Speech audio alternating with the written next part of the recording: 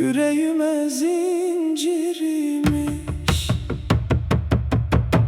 Dembedemdir döner zaman, kalmaz elde şanla şöhret. Bir gün kavuşur gönüller, sevda kalır geçer hasret.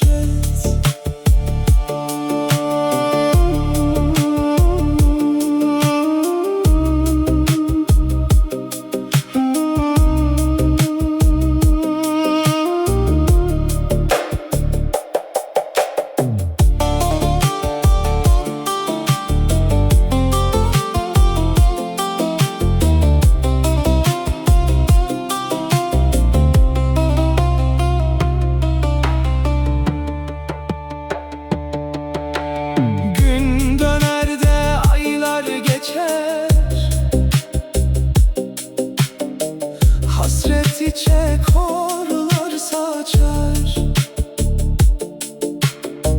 bir selamın ömre değer.